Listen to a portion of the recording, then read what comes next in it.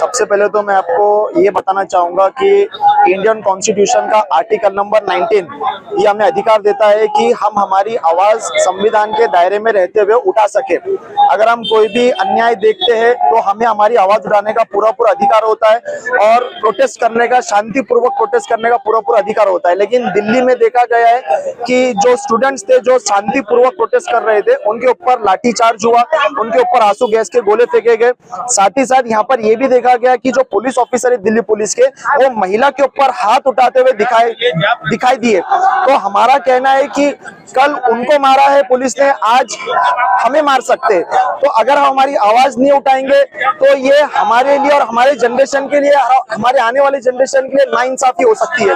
तो इसीलिए हम यहाँ पर इसलिए खड़े हुए कि जो भी प्रॉब्लम्स दिल्ली के अंदर फेस हुए, जो प्रोटेस्टर्स ने फॉर्मल जो प्रॉब्लम फेस किए, उनके खिलाफ में यहाँ पे आज मोर्चा उठा है कि यहाँ पे एक प्रॉपर तरीके से इन्वेस्टिगेशन होना चाहिए। जो आरोपी है, चाहे वो पुलिस हो, जो भी हो, उनके ऊपर एक कड़ी से कड़ी सजा मिलनी चाहिए। यहाँ पर मांग की जा रही है, क्या मांगेंगे?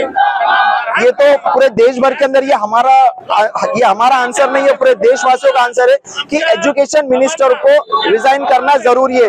क्योंकि जब तक यहाँ पर जवाबदेही नहीं होंगी, अकाउंटेबिलिटी नहीं होंगी, तो हमारा देश डेमोक्रेसी कैसे बनेगा। तो यहाँ पर अकाउंटेबिलिटी की बहुत ज्यादा जरूरत है और यहाँ पर रेजिग्नेशन जरूरी है। मैं नहीं कह रहा हूँ, ये पूरा देश कह रहा है, ये पूरे देशवासी कह रहे हैं। क्योंकि हमारा प्रीएम्बल में सबसे पहला वर्ड होता है we the people of India. तो ये हमारी नहीं, हमारे पूरे देशवासियों की मांग है।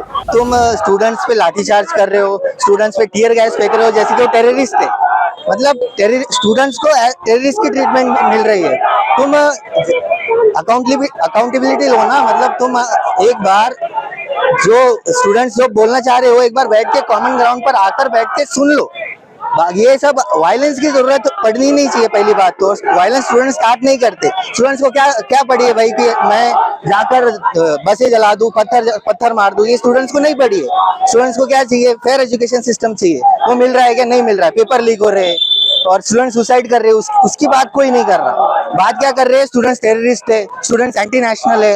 ये क्यों हो रहा है? मतलब जिसने तुमको सरकार में सत्ता में लाया तुम उन्हीं के अगेंस्ट बात कर रहे हो, उनके खिलाफ कैंपेन चला रहे हो वगैरह। मांग क्या रहने वाली है?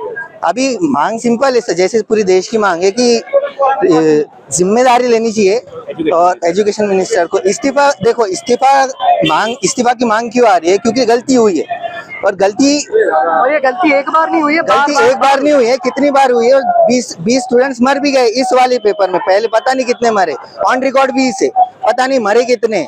तो आपको उसके लिए आपको किसी की जान के हिसाब से आपको एटलीस्ट तुम्हारा इतना तो बनता है कि तुम रेजिग्नेशन तो दो। एटलीस्ट किसी की जान गई है।